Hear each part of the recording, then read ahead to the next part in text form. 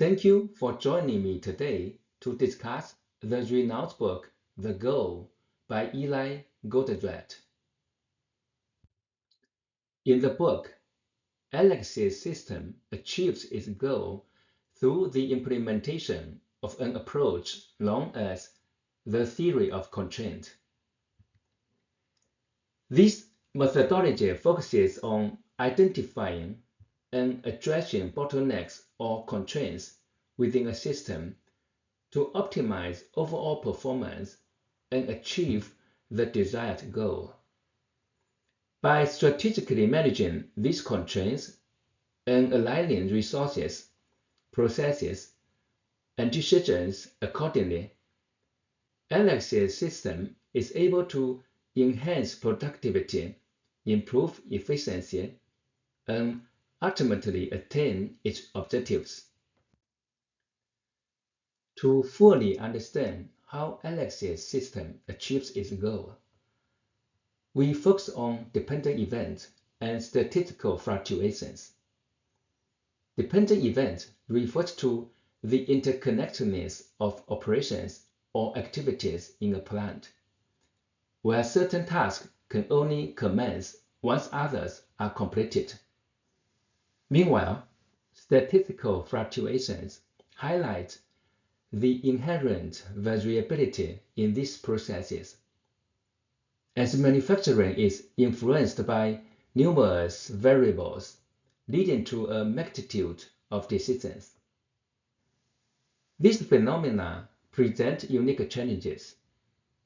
How can we effectively manage the inevitability of statistical fluctuations and the dependencies between events? One crucial rule to address this is to never consider the capacity of a single resource in isolation. Instead, we should view the manufacturing system as an interconnected whole, understanding that each part plays a role in influencing the system's overall performance. Now, we present an illustrative example of dependent event and statistical fluctuations. Here, we consider two machines, machine 1 and machine 2, each with a processing rate of 5 units per hour and no buffer in between. In a simulation, machine 1 and machine 2 don't always produce exactly 5 units per hour. Instead, fluctuating between 4 and 6. Even though both machines have the same average processing rate, the absence of a buffer between them means that when machine 1 produces less than 5 units, machine 2 cannot compensate by producing more. This results in an average process output lower than the individual machine rate, here 4.4 units per hour. This example demonstrates how dependent events and statistical fluctuations can impact the efficiency of a production process, underscoring the need to consider these factors in process design and management. The Boy Scout hike analogy from the book, The Goal, serves as a potent visual to understand process flow, inventory management, and bottleneck resolution. The Scouts represent different stages in production process, with the raw material being the Scout at the front, work in process as Scout in the middle, and finished good as Scout at the end. The slowest Scout, or Herbie in our example, represent the bottleneck in the production process. When the Scout or process stages spread out, it represents high inventory levels. The greater the distance between scouts, the higher the inventory in the process. Conversely, closely packed troops signifies lower inventory levels. The challenge lies in maintaining the speed or throughput of the entire hike or production process without letting the troops spread out, thus controlling inventory levels. The central question is how to manage a Hebei or the bottleneck so as to prevent the rest of the process from slowing down or spreading out.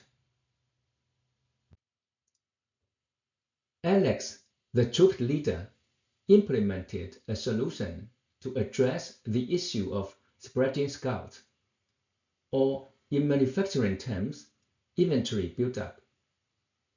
His first tactic was to put Hebei, the slowest scout, or the bottleneck, in the lead. This strategy ensures that all other scouts were following Hebei's pace, thereby preventing the formation of gaps. However, this resulted in frustration among the scouts who felt their pace was slowed down due to Hebei's speed. Building on the initial strategy, Alex took further action to optimize the system's flow. He decided to lighten Hebei's load, thereby enhancing Hebei's speed and reducing the bottleneck effect. This action effectively increased the pace of the slowest scout and enhanced the overall speed of the troop. Moreover, Alex continued to ensure that those behind could close any gaps, maintaining the troops' compact formation and keeping inventory levels low. His actions illustrate a key principle in process optimization. The maximum deviation of a proceeding operation will become the starting point of a subsequent operation. This principle signifies that a delay or setback in an earlier stage can impact the efficiency of subsequent stages, emphasizing the importance of minimizing inefficiencies at each step to maintain a smooth and efficient workflow. When applying the principles from the Boy Scout hikes to Unico, Alex faced a different challenge. The slowest resource was at the beginning of the line. Unlike the hiking scenario, where the slowest member could be placed at the front to control the pace, the manufacturing process had a different layout. This demanded a novel strategy. Adapting the Boy Scout hike principle to Unico, Alex tied a rope metaphorically between the first operation and the bottleneck operation. This innovative strategy minimized the distance or time between these processes and hence controls the accumulation of work in process. By identifying the weakest link, the slowest operation, Alex makes sure it set the pace for the rest of the operations. To secure the overall production pace and mitigate the effect of unexpected slowdowns or disruptions, he incorporates a safety buffer. This slack in the rope ensures that minor delays in one operation wouldn't stall the entire production line, highlighting the effective management of dependent events and statistical fluctuations in a manufacturing setup.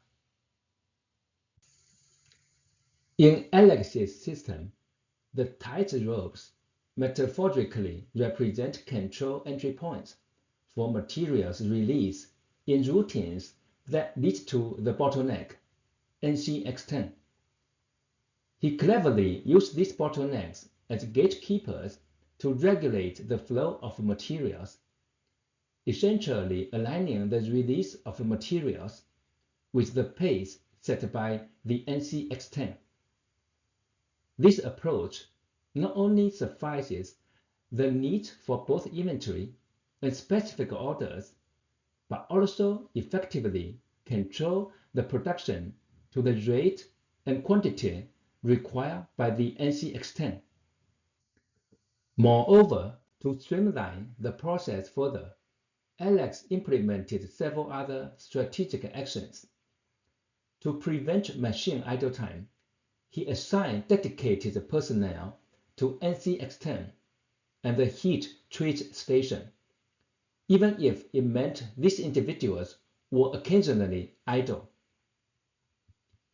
To further streamline operations, Alex outsourced some of the heat treat parts to a local vendor.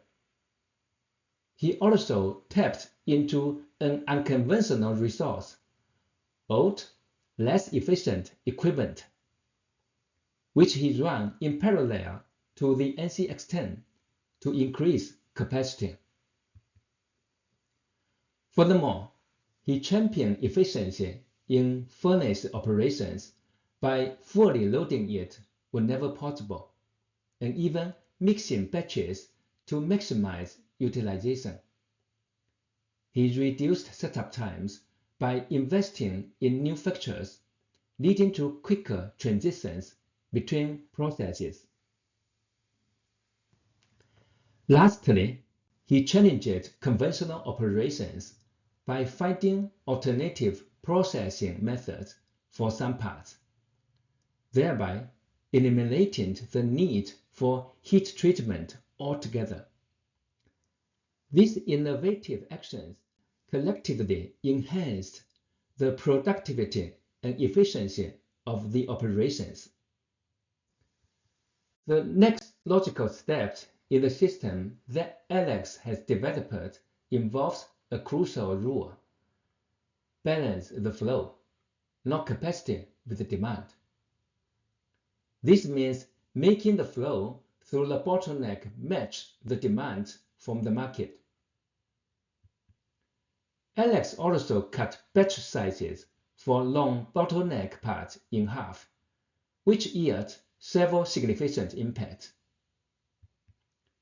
It reduced the work in process WIP for long bottleneck parts by half, and notably decreased the time the parts spent in the plant, effectively cutting down the responsiveness time from 6 to 8 weeks to 3 to 4 weeks. This improves the overall efficiency of the system. As for the time needed to handle an increased number of setups, it doesn't significantly impact the overall process if these setups occurred on long bottleneck operations. This strategy optimized flow while meeting demand and minimizing the accumulation of inventory. In assessing operational performance and understanding how to increase profitability, we consider three key metrics. First is throughput, which represents the rate at which the system generates money through sales. The aim here is to increase it. Second is inventory, accounting for all the money that the system has invested in things it intends to sell. The goal here is to decrease this, thus reducing the money tied up in unsold goods. Lastly, we have operating expenses, which encompass all the money the system expends to convert inventory into throughput. Similar to inventory, The objective is to lower these expenses. These three metrics give us a clear insight into the financial efficiency of the operational system. By focusing on increasing throughput while reducing inventory and operating expenses, the system can significantly enhance its profitability. Alex's plant found success due to a significant shift in priorities from the traditional cost world to a more dynamic throughput world. In the original mode, cost was the primary focus, followed by throughput, and then inventory. In Alex's transformation, the focus was reordered. Throughput became the top priority, followed by inventory and then cost. This switch stimulated more efficient operational behavior and facilitated higher productivity. One of the key insights here is that the mode of performance measurement dictates behavior in a system. By prioritizing throughput, the plant's operations were driven to maximize production rate, optimize inventory management, and subsequently control cost more effectively. This systemic transformation proved instrumental in driving the plant's success. To shift their focus to the throughput world, Alex's team followed the theory of constraints, a systematic approach that targets the most significant obstacles to achieving goals. The process involves 5 essential steps. First, identifying the system's constraints. They pinpointed the NC-X10 and the oven as the major bottlenecks in their operation. Second, deciding how to exploit the system's constraints. To maximize the use of these bottleneck resources, they ensured that operations on these machines did not pause for lunch breaks. Third, subordinating everything else to the decision made in step 2. They implemented a system of red and green tags to prioritize work through the bottleneck machines. Fourth, elevating the system's constraints. They increased capacity at the bottlenecks by reintroducing the old Z-Magma machine and outsourcing some heat treatment work. Fifth, the final step is a warning. If a previous step has broken a bottleneck, revert to step 1 and reassess the system. However, it is crucial not to let inertia create a new system constraint. For instance, the red and green tags system initially resolved issues but eventually caused problems that required them to reassess their strategy. This systematic approach allows them to continuously adapt and optimize their operations based on the existing constraints, leading to enhanced efficiency and throughput.